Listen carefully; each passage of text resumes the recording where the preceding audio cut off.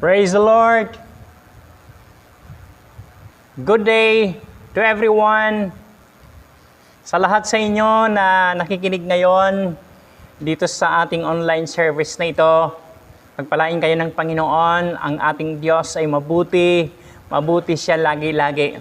So, naniniwala ako sa umagang ito ay sa pamamagitan ng salita ng ating Panginoon, ang Panginoon ay gagawa ng mga mabubuti at kamangha-manghang bagay sa ating mga buhay. Kaya aking hinihiling sa bawat isa na i-share ninyo ang online service na ito sa inyong mga kaibigan, mahal sa buhay, upang sila din ay mapagpala ng Diyos sa pamamagitan ng kanyang mga salita. Purihin ang Panginoon. So, welcome to everybody. Hallelujah. Purihin ang Diyos. We are in our series for this month na appreciation. This is the second week. Itong appreciation ay pagbibigay ng mataas na pagpapahalaga. Ito ay nakakahalin ng pagkilala at pagpapahalaga. Appreciation is also a feeling of admiration. It is expression of gratitude or expression of thankfulness. Appreciation, gratitude, and thankfulness, ito yung mga salitang dapat na pinapractice ng mga believers. Alam nyo, may minsan sa isang tao, kung minsan ay hindi siya masipag, hindi siya agresibo, hindi siya enthusiastic. Alam nyo, ang kulang pala is appreciation. Kaya ang appreciation ay isang napakahalagang bagay sa buhay ng isang tao. Kaya ang sabi ko nga is this appreciation ay dapat na pinapractice ng mga believers. Purihin ang Diyos. So ngayong umaga, samahan ninyo ako sa ating topic, Purpose of Appreciation. Ano nga ba ang dahilan? Ano ba ang reason bakit meron talaga itong appreciation? Alam niyo, ang appreciation or yung pasasalamat ay isa itong force or puwersa na nagbibigay ng lakas upang tayo ay mag-level up. Kasi kung wala ito, hindi natin magagawa na iangat ang ating sarili bilang pagbabago sa ating mga buhay. Kaya hindi katakataka doon sa mga tao, hindi katakataka sa maraming tao na merong nahihirapan sapagkat hindi nila maibigay ang lahat ng kaluwalhatian or yung glory sa ating Panginoon. Hindi may pagkaloob yung puso sa Panginoon para pasalamatan siya.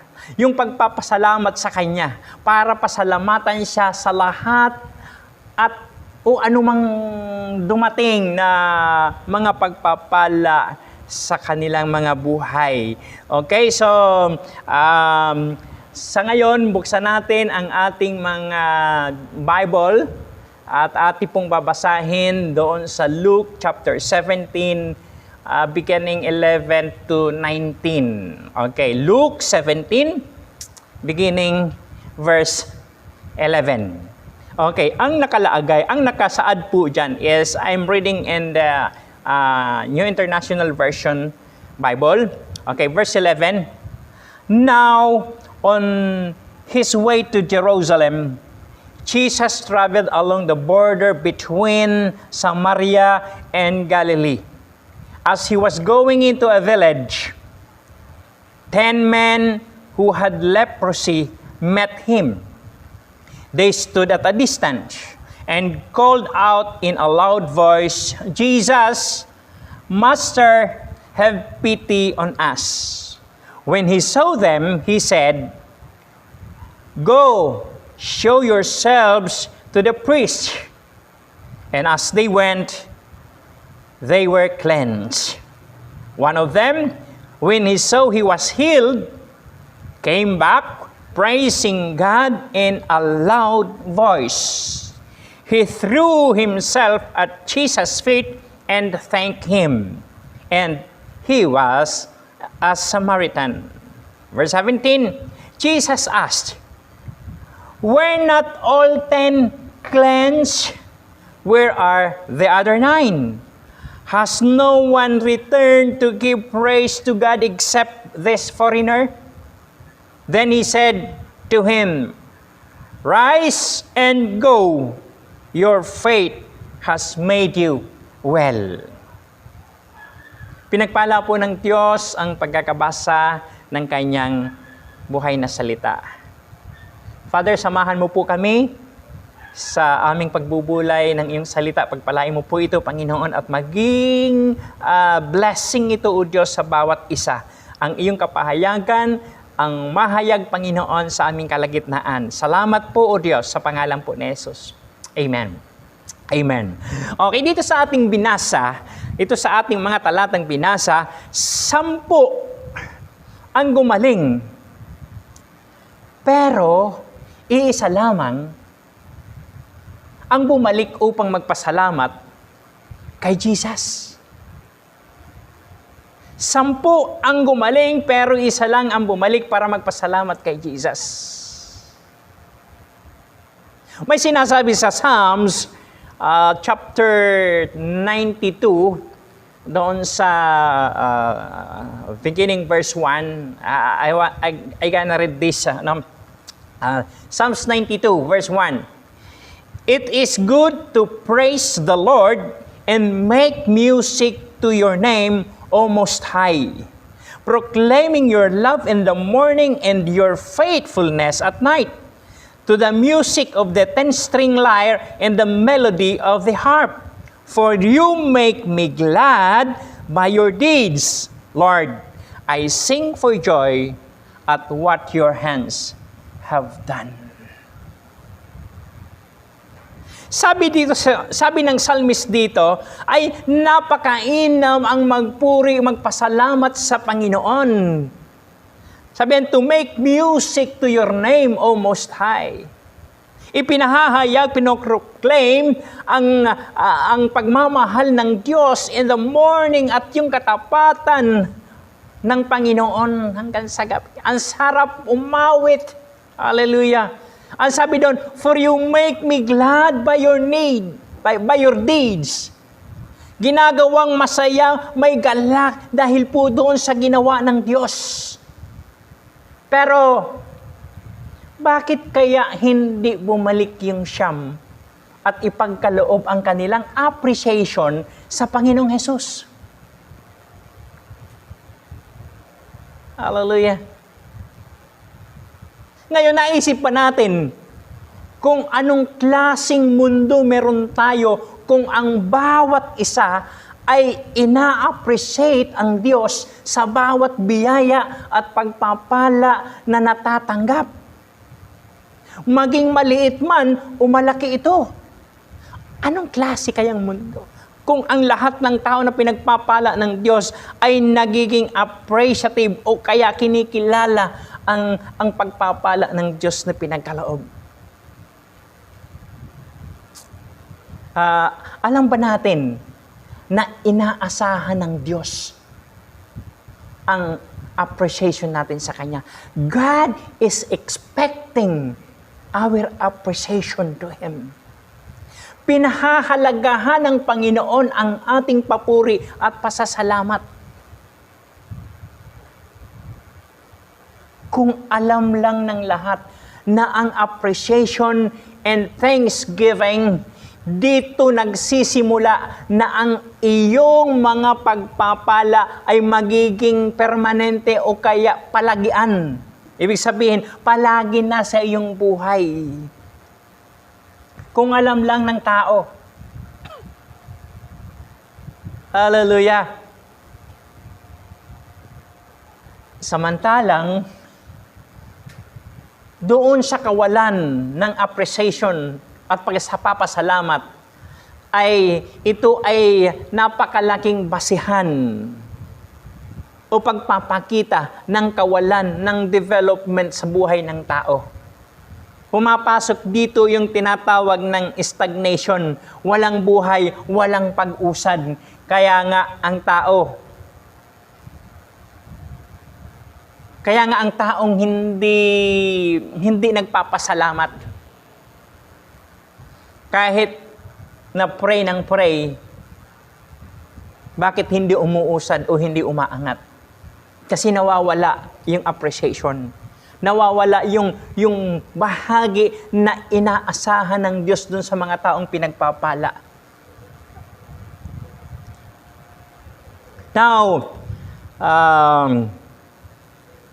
brothers and sisters, who wants to be great? Meron ba dito na gustong maging dakila, who wants to be great? Okay, ito, i-type mo. Kung gusto mo maging great ka, type mo ito. I want to be great. I want to be great. Hallelujah. Okay. So, kung naisulat mo na at kung ikaw ito, that you want to be great, okay, ito po. To those who want to be great, tandaan po natin ito. Kailangan mo ang gratitude. You have to be appreciative. You have to be grateful and thankful. Hallelujah. Kasi hanggat hindi natin ina-appreciate at pinasasalamatan ang Diyos for where we are, hindi natin mararating ang dapat sana na kalagayan natin. Yung gusto ni Lord. Pasalamatan mo, kaya pasalamatan mo ang pinagdalhan sa iyo ni Lord. Saan ka ba ni Lord? Sa kasalukuyan. Sa present situation mo. Diyan ka dinala ni Lord. Dapat pasalamatan mo ang Panginoon dahil diyan ka dinala ni Lord upang madala ka niya doon sa dapat na dalhan sa iyo ayon sa kanyang dakilang plano. Hallelujah. Now, why appreciate? Why grateful? Why need to be thankful? Okay. What are the purpose or what are the reasons why we should have this appreciation to God? Appreciation or be grateful to our God. First, or number one, because it is a command. It is a command of the Lord. In 1 Thessalonians 5:18, ang sabi doon, give thanks in all circumstances, for this is God's will for you in Christ Jesus. Give thanks in all circumstances, for this is God's will for you in Christ Jesus. Tayo dito ay inuutusan na mapagpasalamat. We are commanded to be grateful, to be thankful, be appreciative at all times and in every situation. Dahil kalooban ito ng Diyos concerning us. Ngayon, bakit utos? Ano? Minsan ba nakita niya na natin, pinagbulayan ba natin, dumating na ba yung time, ay bakit utos? Bakit hindi request? O ikaw, bakit hindi pakiusap? Bakit utos? We should know that appreciation and being thankful, kapag ito ay pinapractice palagi, ito ay nakakasanayan at nagiging malakas at nagiging matibay tulad ng mga tao yung nagdi-gym ba? Tulad ng mga taong nagdi-gym, laging nag-e-exercise, nagiging malakas at ito ay may malaking epekto sa kanilang mga buhay. Alam niyo kapatid, ganyan din ang appreciation and thankfulness. nagre-resulta ng pagbabago sa kaisipan, anuman ang mga pagsubok na dumaan sa buhay. Kung sanay ka, malakas ka sa bahagi ng pagpapasalamat, maliit man o malaki ang blessing, may pagsubok man na dumating, alam nyo, iba ang magiging kaisipan o pananaw mo sa sitwasyon. Nabago na nga kasi ang iyong mindset. Okay, tulad ng nasabi ko kanina, kapag na-practice mo na ang pag-a-appreciate at pagpapasalamat, dito nagsisimula na maging permanente na o palagian na ang pagpapala sa buhay mo. Yun ang gusto ng marami. Yung magiging palagian na, permis na merong pagpapala na darating sa buhay mo. At iyon naman ang ayaw ng kaaway. Kaya nga bubulungan ka ng kaaway na huwag kang magpasalamat. Bakit? Kasi ang kunti naman o ang liit naman ang ibinigay sa'yo. Ba't ka pa magpapasalamat? Ano ba yan? Anong klaseng Diyos yan? Anong klaseng kaibigan yan? Kung yung kaibigan na nagbigay sa'yo, anong klaseng leader yan? Meron pa yan, ganyan ba ang pastor mo? Alam din kasi ng kaaway ang epekto ng kawalan ng appreciation. Magrereklamo ka, may pagpapala na porke maliit o kaya hindi yung inaasahan, pero alam mo na may kabubuti, pero dahil hindi ka sanay doon sa pag-a-appreciate sa pagpapala ng Diyos na tinatanggap mo, nawawala yung appreciation. Kaya lang, alam naman ng Panginoon ang epekto ang epekto doon sa appreciative na tao. Alam ng Panginoon ang magiging epekto doon sa mapagpasalamat, doon sa grateful and appreciative na tao. Kaya lagi itong itinuturo ng salita ng Diyos. Makikita sa iyo ang karangalan kapag ikaw ay appreciative and grateful. Tandaan natin ito, mga kapatid. Ito, kapag pinaalala sa iyo ng kaaway ang hindi ginawa ng Diyos. Meron ganun. Kapag pinaalala sa iyo ng kaaway ang hindi ginawa ng Diyos, ang ipakita mo sa Kanya ay iyong mga ginawa na ng Diyos. Amin po ba? Amin po ba? Then your struggles will be reduced. Mababawasan ang yung battles or your struggles. Hallelujah. Hallelujah. Okay. May halimbawa dito tayo. May isa tayong halimbawa. Ang halimbawa ay si David. Noong question ang kakayanan, nung question si David sa kanyang kakayahan na talunin ang higanting si Goliath, alam nyo, ang sinabi ni David, ito ang sinabi niya sa kanila, ang sinabi niya ay yung ginawa ng Diyos before. Yung ginawa na ng Diyos sa kanyang buhay. Ano yun? Na tinulungan siya ng Diyos na patayin ang leon at maging yung oso. Okay. Kung gusto nyong mabasa, nandoon yun sa 1 Samuel, chapter 17. To be particular doon sa 34 hanggang 37. Doon, ang sabi ay, yung ginawa ng Diyos, tinulungan si David para talunin, para patayin yung leon at oso. Andun yung pinalo, andun yung hinampas, humawak doon sa balahibo ng leon at hinampas. Inagaw ang tupa sa bunganga ng leon at gayon din doon sa oso. Tinalo, pinatay niya ang leon at oso. Kaya nga, 92 verse 1 ng Psalms, it is a good thing to give thanks unto the Lord.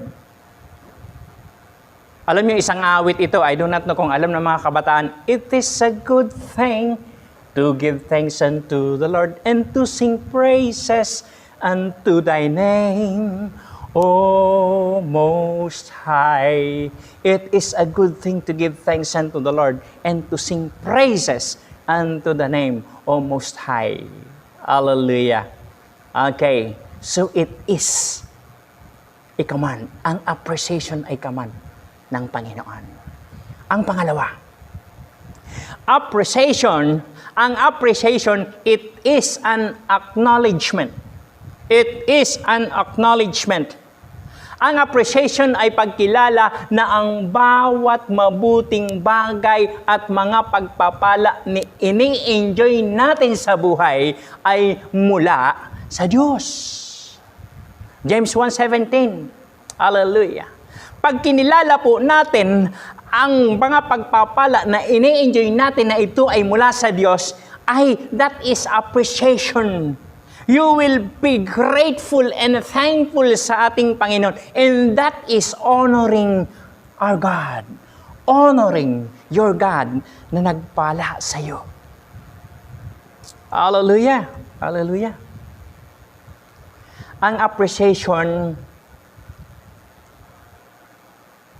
ay pagkilala ng ating tinanggap na mga pagpapala ay hindi natin makakamtan sa sarili nating gawa kung wala ang Diyos.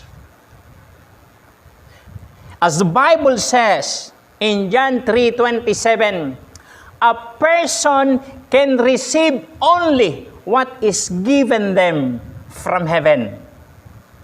Walang sino mang tatanggap ng anumang malibang ito'y ipagkaloob sa kanya ng Diyos. Purihin ang Panginoon.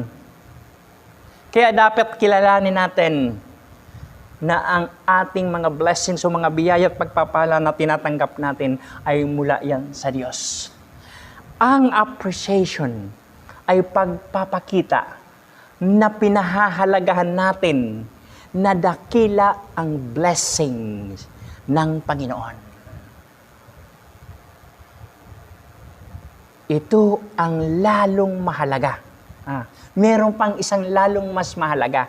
Magsisilbi ito ng platform o pamantayan sa pagtanggap ng iba pang lalong mas malaking mga blessing mula sa Panginoon. Hallelujah, hallelujah. Balikan natin si David.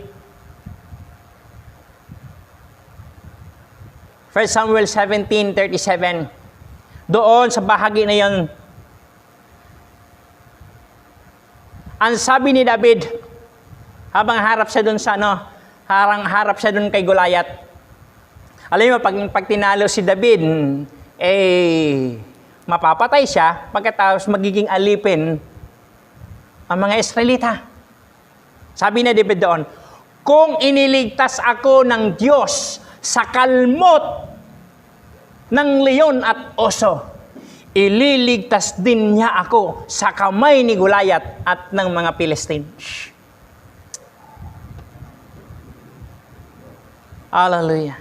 So, appreciation is an acknowledgement. Yun ang pangalawa. First, it is a command. Second, it is an acknowledgement. And number 3, the final one, it is a fulfillment. It is a fulfillment. Ang appreciative and thankful ito ay katuparan ng requirement sa Scripture to make our request known to God. Philippians chapter 4, 6 and 7. Do not be anxious about anything, but in every situation, by prayer and petition, with thanksgiving, present your request to God.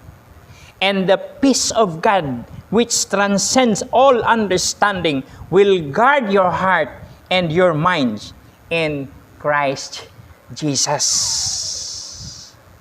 Huwag daw tayong huwag ba kayong mabalisa tungkol sa anumang bagay. Sa halip, hingin ninyo sa Diyos ang lahat ng inyong kailangan sa pamamagitan ng panalangin, may pasasalamat. Yung paghingi pa lang ay may pasasalamat. Paghingi pa lang may pasasalamat. Paano kapag tumugon? Paano kapag may pagpapala ka? Dapat lalong masigit ang pagpapala. We must be appreciative sa gawa ng kamay ng Diyos. Hallelujah. Hallelujah. Now, ngayon po, meron bang gustong maging masaya ang future? Pastor naman, tinatanong pa ba yun? Sino ba may gusto na maging masaya ang future? Ika nga, magiging glorious ang iyong future. Sino ba ang may gusto? O kaya, yung may gusto na talagang nakikinig ngayon, ay i-type mo uli. I want a glorious future. I want a glorious future. Alam nyo lahat ng may gusto niyan yung maging masaya, maligaya ang kanyang bukas. Hallelujah. Okay, ito. Kung naisulat nyo na, and you want to be, and you want to have a glorious future, ito po. For those who want a glorious future, ito, pakinggan natin mabuti. Thanksgiving is a must. Thanksgiving is a must. Yun talaga ang kailangan. You must be appreciative, you must be grateful, and you must be thankful. Thanksgiving is a must. Alam nyo kaya hindi dapat tinatago ang appreciation and gratitude. Dapat ang appreciation and gratitude, ito ay ibinibigay. Ibinibigay ito. Sinasabi o ipinahahayag, pero hindi lamang doon. Ito ibinibigay, ito ipinahahayag, at ipinadadama. Hallelujah! Hallelujah!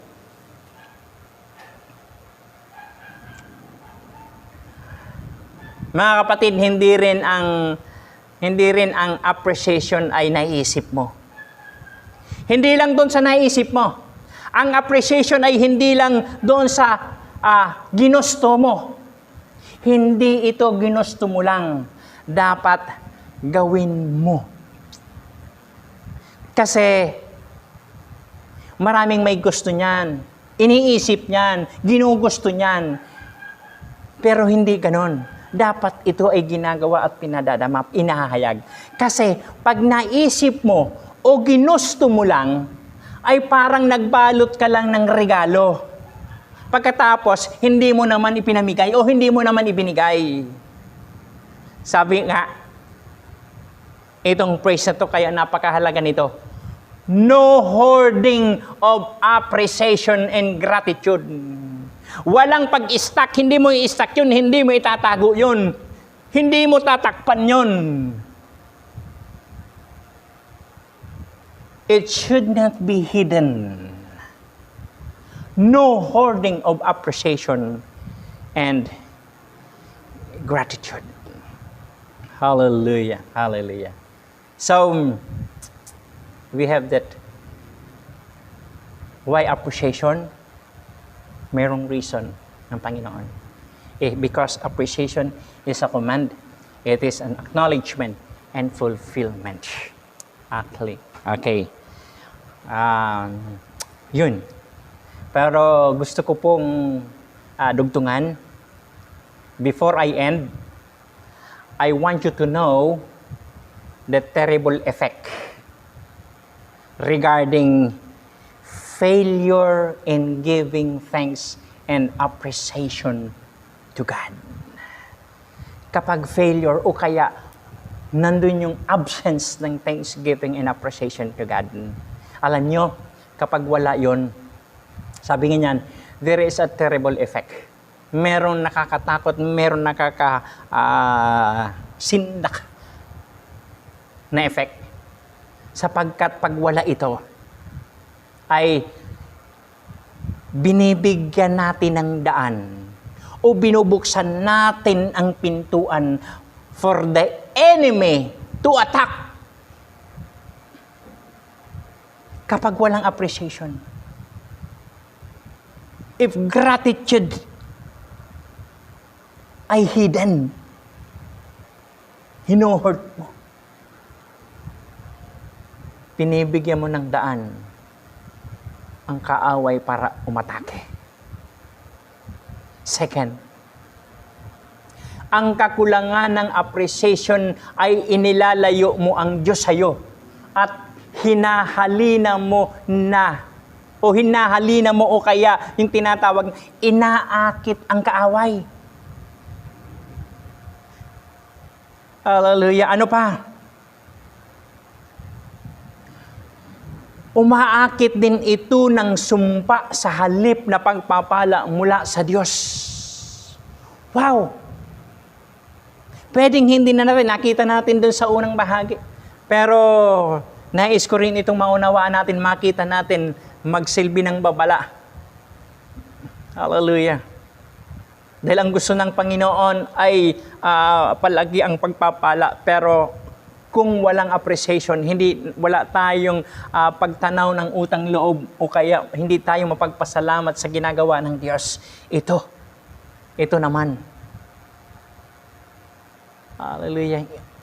Umaakit ito ng sumpa sa halip na pagpapala na mula sa Diyos. May binabanggit nga sa Malakay chapter 2 verse 2. Okay, ang nakalagay doon, if you do not listen, and if you do not resolve to honor my name, says the Lord Almighty, I will send a curse on you, and I will curse your blessings. Yes, I have already cursed them because you have not resolved to honor me. Kailangan na ilagay natin sa puso ang pagpapasalamat sa Diyos. Maging sa mga taong ginagamit ng Diyos in honoring His holy name. Ano pa? In the absence of appreciation is a form of pride. Kapag ang tao pala ay hindi appreciative, hindi mapagpasalamat, pinagpala na porque maliit, pinagpala na at hindi naging appreciative o hindi naging grateful sa Panginoon, that is a form of pride. The form of pride na hahantong sa kapahamakan. Sino ang katulad dito? Tulad ni King Herod, si Haring Herodes, na kinain ng mga uod. Bakit? Hindi niya kasi ibinigay yung dapat na luwalhati sa Panginoon. Hindi niya kasi binigay yung appreciation sa Panginoon. Hindi niya kasi kinilala, hindi niya kasi in-acknowledge yung gawa ng Panginoon. Hallelujah. So, a form of pride na magiging kapahamakan.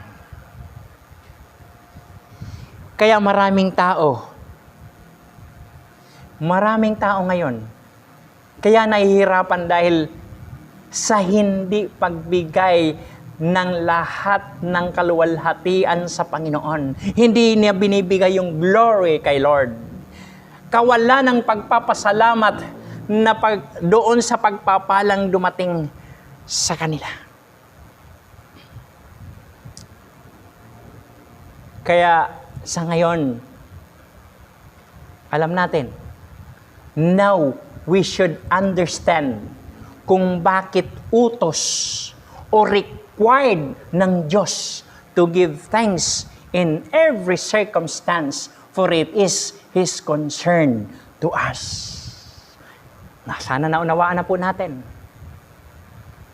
naintindihan natin bakit utos ito, bakit required ito ng ating Diyos. We should give appreciation to Him. Kaya we need to thank and appreciate God. Gaano man kaliit ang blessings sa tingin natin. We should avoid the big risk nung kawalan ng appreciation and gratefulness. Puri ng Panginoon sa kanyang dakilang salita. Hallelujah. Now to conclude. Kaya may appreciation sapagkat meron itong malaking purpose or rason. Yung una, it is a command na dapat sundin. Alalahanin mo, may yaman sa pagsunod sa utos ng Panginoon. Bagamat personal choice ang sumunod, pero feel mo man o hindi, basta't utos ni Lord, tayo ay sumunod. Ang appreciation at gratitude ay choice natin na nakakaapekto sa ating damdamin or sa ating mga feelings. Kaya piliin mo na ang maging mapagpasalamat at masanay ka sa magpapasalamat. Okay, gamitin mo ang iyong galing. We are skillful people. Gamitin mo ang iyong galing para makapagpasalamat, ma-appreciate mo ang Panginoon. Humanap ka ng paraan sapagkat marami kang mapagtatagumpayan kapag appreciative ka o kaya ikaw ay grateful sa Panginoon. Hallelujah. Ano yung pangalawa? It is an acknowledgement. Na ang bawat mabuting bagay ay mula sa Panginoon at hindi natin magagawa sa sarili natin kung wala ang Panginoon. Yan yung pangatlo. It is a fulfillment. Katuparan sa scriptural requirement on how your request be made known to God. Kaya bilang mga mananampalataya, lagi nating pagsikapan, ipakita ang ating appreciation to God sapagkat hindi nakabase sa anumang bagay ang ating buhay sa mundong ito, kundi sa biyaya lamang ng Diyos. Hallelujah. Ang pagpapahayag ng appreciation at gratitude sa Panginoon dapat ay kusang loob at wala itong pasubali. Wala nang pag-alinlangan, kusa ng ginagawa, pinakikita at pinadadama. At ang appreciative and grateful heart ay paraan ng Diyos to release ang lalong mas malaking pagpapala at favor na ibibigay ng Panginoon. Hallelujah! Paraan ng Diyos ito. Hallelujah! Hallelujah! Praise God! Ito ay buwelo. Eka nga, pagbuwelo para sa panibagong blessings. Kaya ang buhay mo ay hindi mawawalan ng halaga. For appreciation and gratitude authenticates your blessing. Pinatitibay ito, pinatutunayan ng ating appreciation and gratitude yung blessing ng Panginoon. Okay. Balik tayo doon sa ating, bago ko close, balik tayo doon sa 10 lepers. Okay. Noong bumalik ang isa sa mga lepers para ipakita ang appreciation, alam nyo, tiniyak ng Panginoong Hesus na siya ay magaling na. Tiniyak, pinatibay. Kaya maraming himala at pagpapala na hindi tumatagal dahil sa kakulangan ng appreciation. Pero ang pagpapasalamat ay nagpapatibay ng ating mga pagpapala. Hallelujah. Sa ngayon, kaibigan, kung ngayon ka lang nakasama, nais ko na maging matibay din ang pagpapala ng Diyos sa iyo. Kaibigan, manalig ka na si Jesus ay namatay para sa iyo dahil mahal ka niya. Kailangan mong tanggapin si Jesus na iyong Panginoon at tagapagligtas. Kung nais mo, tutulungan kita sa panalangin ng pagtanggap. Sa pagkakataong ito, I want you to close your eyes and pray this prayer with me. Hallelujah. Hallelujah. Lord Jesus, I believe you died on the cross because you love me. Forgive me for all my sins. Come into my heart, Jesus, and I accept you as my Lord and Savior of my life. Thank you for the privilege to be a son of God. From now on, reign over me. Reign over my life, Lord Jesus. Thank you po sa eternal life. Amen. Kaibigan,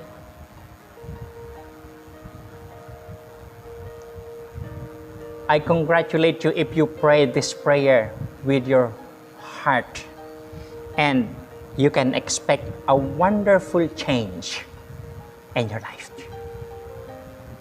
Purihin ang Diyos. Hallelujah. Patuloy tayong manalangin. Hallelujah, hallelujah, hallelujah. Thank you po, Panginoon, for your concerns and intention na pagpalain kami lagi. Kaya po tinuturuan mo kami na maging appreciative and grateful sa iyo, Panginoon. We appreciate you, Lord. Hallelujah. We acknowledge the work of your hands sa amin, Panginoon. Gayon din po ang aming pagpapasalamat sa mga taong nagpapala sa amin at sa kanila na instrumented in honoring your holy name, Panginoon. Hallelujah. Pagpalain mo po sila na nagpipigay ng glory sa iyo. Hallelujah. Purihin ka, Panginoon. Hallelujah. Dakila ka, Panginoon, at mahabagin. I pray, Lord, abutin mo po ang mga kapatid na may pangangailangan sa iyo, Panginoon. Hallelujah, hallelujah. Pagalingin mo po ang inyong mga anak na may karamdaman na nakikinig sa mga oras na ito. Hallelujah. Sa oras na ito, merong umaasa ng katugunan sa kanilang mga pangangailangan, maging sa pananalapi, sa kalusugan at kalakasan, sa kapanatagan at kapayapaan, sa pagkakaisa at kagalakan sa loob ng tahanan. Hallelujah! Salamat po, Panginoon. Salamat po, Panginoon. Hallelujah!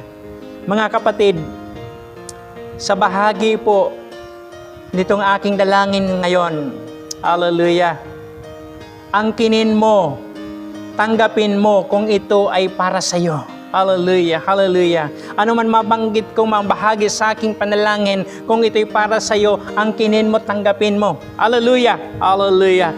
Panginoon, pagpalain mo po ang kanyang hanap buhay, ingatan ang kanyang pananampalataya at patutuo, bigyan ng karunungan sa pag-aaral at sa pagtuturo, tagumpay at progress sa negosyo, kaligtasan ng tahanan at mahal sa buhay, gabay sa pamumuno, passion sa paglilingkod at sa ministry, patience and wisdom in raising children and family, kalayaan sa kahirapan, kalayaan sa sakit at karamdaman, kalayaan mula sa bisyo at addiction, freedom from worries and anxiety and even depression. Salamat po, Panginoon. Salamat po, Panginoon. Hallelujah, hallelujah.